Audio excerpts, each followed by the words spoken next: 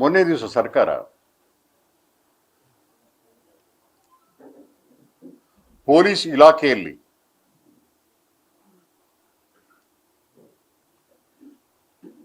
ಒಂದು ಕೊಡುಗೆಯನ್ನ ಕೊಟ್ಟಿದೆ.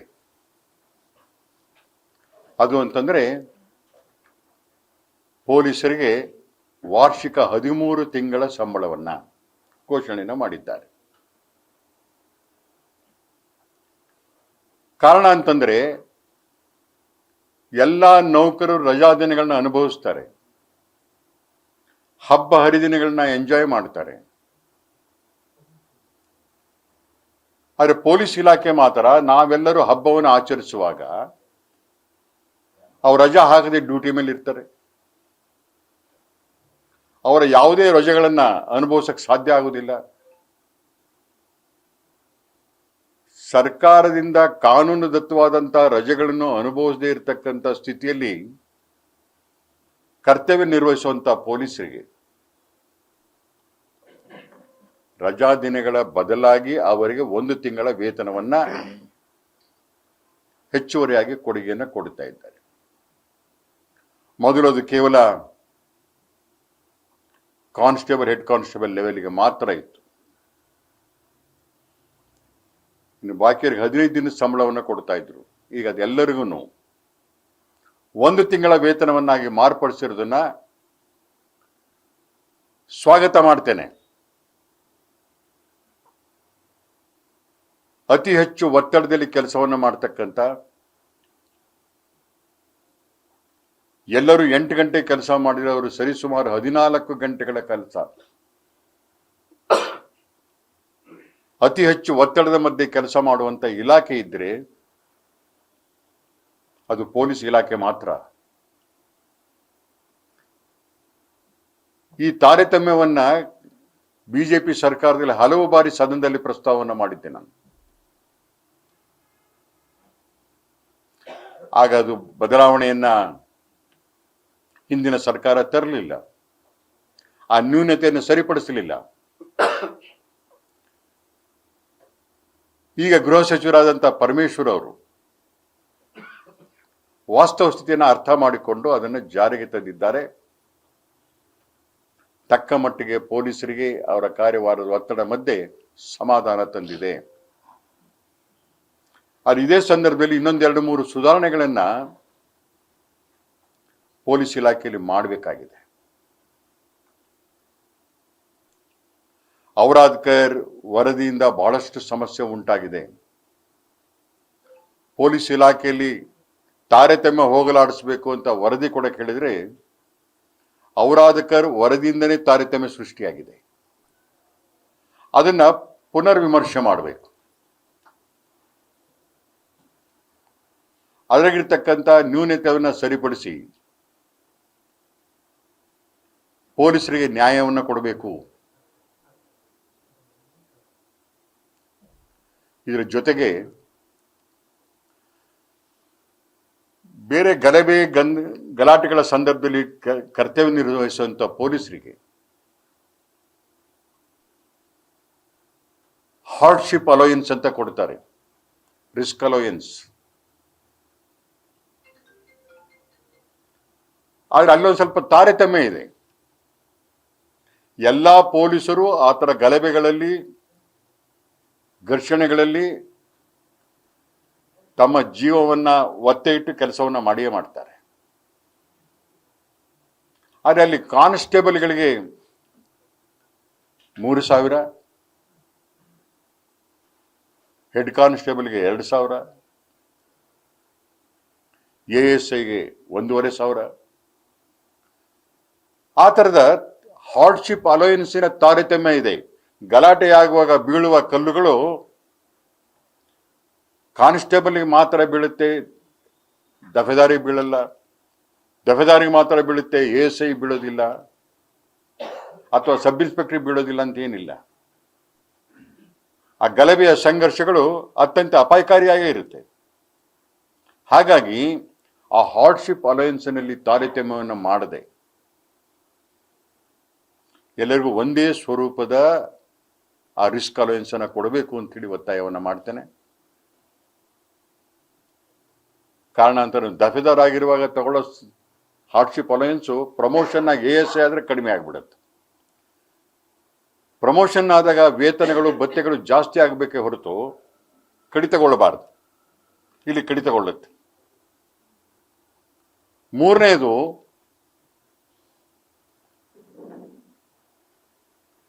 ಸೇವಾ ಹಿರಿತನದ ಉಲ್ಲಂಘನೆ ಆಗಿದೆ. ಇಲ್ಲಿ ಯಾವುದೇ ಇಲಾಖೆ, ಸರ್ಕಾರಿ ಇಲಾಖೆಗಳಿಗೆ ಆ ಥರದ ಉಲ್ಲಂಘನೆ ಇಲ್ಲ. ಇಲ್ಲಿ ಇವತ್ತು ಆಯ್ಕೆಯಾಗುವಂತಹ ಪೊಲೀಸಿನ ವೇತನವೂ ಒಂದೇ, 10 ವರ್ಷದ ಕೆಳಗೆ ಆಯ್ಕೆಯಾಗಿರೋ ಪೊಲೀಸರ ವೇತನವೂ ಒಂದೇ. ಅವನ ಸರ್ವಿಸ್ ಕೌಂಟಿಗೆ ಬರೋದಿಲ್ಲ. ಆ ಸೇವಾ ಹಿರಿತನದ ಆಧಾರದ ಮೇಲೆ ವೇತನದ ವ್ಯತ್ಯಾಸವಾಗಬೇಕು. ಇವತ್ತು ಆಯ್ಕೆ ಯಾವುದನ್ನ ವೇತನವೂ ಅಷ್ಟೇ, 10 ವರ್ಷದ ಕೆಳಗಾದೊಂದು ಅಷ್ಟೇ ವೇತನ ಅಂದಾಗ ಆ ಹಿರಿಯ ಪೊಲೀಸ್ ನೌಕರರಿಗೆ ಉತ್ಸಾಹ ಕಡಿಮೆ ಆಗುತ್ತೆ. ಶಾಸಕರುಗಳಿಗೆ ಹಿರಿತನದ ವೇತನವನ್ನು ಕೊಡುತ್ತೆ ಸರ್ಕಾರ. ಸರ್ಕಾರದಲ್ಲಿ ಕೂಡ ಹಿರಿತನಕ್ಕೆ ವೇತನ ಇದೆ. ಮೊದಲನೇ ಬಾರಿ ಶಾಸಕನಾದ್ರೆ ಇಷ್ಟು ಸಂಬಳ, ಎರಡನೇ ಬಾರಿ ಆದ್ರೆ ಇಷ್ಟು ಸಂಬಳ ಅಂತಿದೆ. ಒಂದು ಬಾರಿ ಆಯ್ಕೆಯಾಗಿ ರಿಟೈರ್ ಆದ್ರೆ ಅವನ ನಿವೃತ್ತಿ ವೇತನ ಒಂದು ತರನಾಗಿದ್ರೆ, ಎರಡನೇ ಬಾರಿ ಆಯ್ಕೆಯಾಗಿ ನಿವೃತ್ತಿಗೊಂಡ್ರೆ ಅವನ ವೇತನ 20,000 ಜಂಪ್ ಆಗುತ್ತೆ. ನಿವೃತ್ತಿ ವೇತನ. ಶಾಸಕನಿಗೆ ನಿವೃತ್ತಿ ವೇತನವೇ ಎರಡನೇ ಬಾರಿ ಆಯ್ಕೆ ಆದ್ರೆ 20,000 ಜಾಸ್ತಿ ಆಗ್ತದೆ ಅಂತಾದ್ರೆ, ಕರ್ತವ್ಯದಲ್ಲಿರ್ತಕ್ಕಂಥ ಪೊಲೀಸರಿಗೆ ಅವ್ರ ಹಿರಿತನಕ್ಕೆ ತಕ್ಕಂಗೆ ವೇತನಗಳು ಜಾಸ್ತಿ ಆಗ್ಬೇಕಲ್ಲ. ಬೇರೆ ಎಲ್ಲ ಇಲಾಖೆಯಲ್ಲೂ ಕೂಡ ಆ ಸೀನಿಯಾರಿಟಿಯನ್ನ ಕಾಪಾಡ್ತಾರೆ. ಇಲ್ಲ, ಅದಿಲ್ಲ. ಆ ಸೇವಾ ಹಿರಿತನವನ್ನು ಕೂಡ ಸರಿಪಡಿಸಬೇಕು. ಜೊತೆಗೆ ಕೊನೆಯದಾಗಿ, ಯಾವುದೋ ಬ್ರಿಟಿಷ್ ಜಮಾನದಲ್ಲಿ ಹುತಾತ್ಮರ ದಿನಾಚರಣೆ, ಯಾರು ಕರ್ತವ್ಯ ನಿರತರಾಗಿರ್ತಕ್ಕಂಥ ಪೊಲೀಸರ ಹುತಾತ್ಮ ದಿನಾಚರಣೆಯನ್ನು ಮಾಡೋಕ್ಕೆ ಅದು ಜಿಲ್ಲಾ ಮಟ್ಟದಲ್ಲಿ ಮಾಡುವಂಥದ್ದು. ಧ್ವಜ ದಿನಾಚರಣೆ ಜಿಲ್ಲಾ ಮಟ್ಟದಲ್ಲಿ ಮಾಡ್ತಾರೆ. ಅದಕ್ಕೆ ಸರ್ಕಾರ ಕೊಡೋದು ಕೇವಲ 10,000 ರೂಪಾಯಿ. 10,000 ರೂಪಾಯಿನೊಳಗೆ ಅವರು ದೊಡ್ಡ ಕಾರ್ಯಕ್ರಮವನ್ನು ಮಾಡಬೇಕು. ಹುತಾತ್ಮರ ದಿನಾಚರಣೆಯನ್ನು ಮಾಡಬೇಕು, ಧ್ವಜ ದಿನಾಚರಣೆಯನ್ನು ಮಾಡಬೇಕು. ಈ ತರ ಯಾವುದೋ ಓಬಿ ರಾಯನ ಕಾಲದ ನಿಯಮಾವಳಿಗಳನ್ನ ಇಟ್ಕೊಂಡಿದ್ದಾರೆ. ಇಂಥ ಎಲ್ಲ ಅಂಶಗಳನ್ನು ಸರಿಪಡಿಸಿ ಆ ಪೊಲೀಸ್ ಇಲಾಖೆಯ ದುಃಖ ದುಮ್ಮಾನವನ್ನು ಗಮನಿಸಬೇಕು. ಸರಾಸರಿ 14 ಗಂಟೆಗಳ ಕೆಲಸವನ್ನು ಮಾಡ್ತಾರೆ, ಯಾರು ಮಾಡೋದಿಲ್ಲ. ಅದೇ ಕಾರ್ಮಿಕ ಇಲಾಖೆಯ ವ್ಯಾಪ್ತಿಗೆ ಅವರು ಒಳಪಟ್ಟಿದ್ದರೆ ಆ ವ್ಯಾಪ್ತಿಗೆ ಬರೋದಿಲ್ಲ. ಲೇಬರ್ ಲಾನೊಳಗೆ, ಆ ಲೇಬರ್ ಕೋಡ್ ಒಳಗೆ ಇವರು ಬರೋದಿಲ್ಲ. ಬಂದಿದ್ರೆ 8 ಗಂಟೆ ಕೆಲಸವನ್ನು 14 ಗಂಟೆ ಮಾಡಿದಾಗ ಡಬಲ್ ದಿ ವೇಜಸ್. ಹೆಚ್ಚುವರಿಯಾಗಿ ಮಾಡುವಂತ ಕೆಲಸಕ್ಕೆ ವಾರಕ್ಕೆ 48 ಗಂಟೆಗಳಿಗಿಂತ ಜಾಸ್ತಿ ಮಾಡಿದರೆ ಪ್ರತಿ ಗಂಟೆಯ ಕೆಲಸಕ್ಕೆ ಆ ಗಂಟೆಗಿಂತ ಅಥವಾ ಒಂದು ದಿನಕ್ಕೆ ಡಬಲ್ ದಿ ವೇಜ್ ಕೊಡಬೇಕು.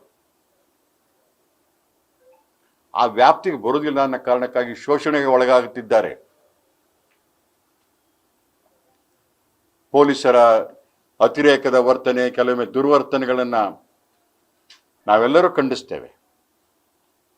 ಆದರೆ 14 ಗಂಟೆಗಳ ಆ ಒತ್ತಡವನ್ನ ಕಡಿಮೆ ಮಾಡುವುದು ಹೇಗೆ, ಅವನ ಸ್ವಂತ ಬದುಕಿಗೆ ಅವಕಾಶವನ್ನು ಮಾಡಿಕೊಡೋದು ಹೇಗೆ ಅನ್ನೋದ್ ಕಡೆ ಸರ್ಕಾರ ಗಮನ ಹರಿಸಲಿ. ಸಂವೇದನಾಶೀಲರಾದಂಥ ಗೃಹ ಸಚಿವರು ಪರಮೇಶ್ವರ್ ಅವರು ಇದ್ದಾರೆ. ಅವರು ಇವೆಲ್ಲವನ್ನು ಕೂಡ ಸರಿಪಡಿಸ್ತಾರೆ ಅಂತಕ್ಕಂಥ ವಿಶ್ವಾಸವನ್ನು ಇಟ್ಟುಕೊಂಡು ಹಿಂದೆ ಇವೆಲ್ಲವನ್ನು ಸದನದಲ್ಲಿ ಪ್ರಸ್ತಾವವನ್ನು ಮಾಡಿದ್ದೇನೆ. 4 ಬಾರಿ ಸದನದಲ್ಲಿ ಈ ವಿಷಯವನ್ನು ಇಟ್ಟುಕೊಂಡು ನಾನು ಸರ್ಕಾರದ ಮೇಲೆ ಒತ್ತಡ ತಂದರೂ ಕೂಡ ಹಿಂದೆ ಇದ್ದಂಥ ಗೃಹ ಸಚಿವರು, ನಮ್ಮ ಜಿಲ್ಲೆಯವರೇ, ಏನನ್ನು ಮಾಡಲಿಲ್ಲ. ಅವರು ಗೃಹ ಸಚಿವರಾದ ಪರಮೇಶ್ವರ್ ಅವರು ಸೂಕ್ಷ್ಮ ಗ್ರಹಿಕೆ ಉಳ್ಳಂಥವರಾಗಿದ್ದಾರೆ, ಅದನ್ನು ಮಾಡ್ತಾರೆ ಅಂತಕ್ಕಂಥ ನಂಬಿಕೆ ವಿಶ್ವಾಸವನ್ನು ಇಟ್ಕೊಂಡು ನಮ್ಮ ಮಾತುಗಳನ್ನ ಮುಕ್ತಾಯ ಮಾಡ್ತೇನೆ. ಪೊಲೀಸರ ಮೇಲೆ ನನಗೆ ಪ್ರೀತಿಯೂ ಇದೆ, ಅಷ್ಟರ ಮಟ್ಟಿಗೆ ಕೋಪವೂ ಇದೆ. ಅವರು ತಪ್ಪು ಮಾಡಿದಾಗ ಕೋಪ ಇದೆ. ಹಾಗಂತ ತಪ್ಪು ಮಾಡೋದನ್ನ ಟೀಕೆಗೆ ಮಾತ್ರ ಅವ್ರನ್ನ ಸೀಮಿತಗೊಳಿಸ್ದೆ. ನೀವು ಸದನದಲ್ಲಿ ಪೊಲೀಸರ ಪರವಾಗಿ ಮಾತಾಡಿರ್ತಕ್ಕಂಥ ಏಕಮಾತ್ರ ಶಾಸಕ ನಾನು. ಏಕಮಾತ್ರ ಶಾಸಕ ಅಂತ ಹೇಳಕ್ಕೆ ನನಗೆ ಹೆಮ್ಮೆ ಇದೆ. ನಾನು ಕಾರ್ಮಿಕರ ನೌಕರರ ಪರ ಇದ್ದಂಥ ಶಾಸಕನಾಗಿ ಅವನ ನೌಕರರ ರೂಪದಲ್ಲಿ, ಕೇವಲ ಪೊಲೀಸ್ ಅಲ್ಲ, ನೌಕರರಂತ ಗುರುತಿಸಿ ಅವ್ರಿಗೆ ಆಗ್ತಕ್ಕಂಥ ಅನ್ಯಾಯದ ವಿರುದ್ಧ ಸದನದಲ್ಲೂ ಮಾತನಾಡಿದ್ದೇನೆ. ಈಗ ಮೊನ್ನೆ ಅವ್ರು ಮಾಡಿದಾಗ ಸ್ವಾಗತ ಮಾಡ್ತಾ ಇದ್ದೇನೆ 13 ತಿಂಗಳ ಸಂಬಳವನ್ನ. ಇದಕ್ಕಾಗಿ ಒತ್ತಾಯವನ್ನು ಮಾಡಿದ್ದೆ ನಾನು.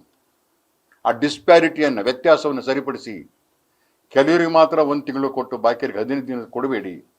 ಎಲ್ಲರೂ ಕೂಡ ರಜಾವನ್ನು ಬಿಟ್ಟುಕೊಟ್ಟು ನಾವೆಲ್ಲ ನೆಮ್ಮದಿಯಿಂದ ಹಬ್ಬ ಹರಿದಿನ ಮಾಡುವಾಗ ಅವರು ಡ್ಯೂಟಿ ಮೇಲೆ ಇರ್ತಾರೆ, ಅವ್ರ ಹೆಂಡತಿ ಮಕ್ಕಳ ಜೊತೆಗೆ ಆನಂದವಾಗಿ ಇರೋದಿಲ್ಲ. ಅದಕ್ಕೆ ಅವ್ರಿಗೂ ಕೊಡಿ ಅಂತ ಒತ್ತಾಯವನ್ನು ಮಾಡಿದ್ದೆ. ಅದು ಇವತ್ತು ಈಡೇರಿದೆ. ನನಗೆ ಸಂತೋಷ ಹೊಂದಿದೆ.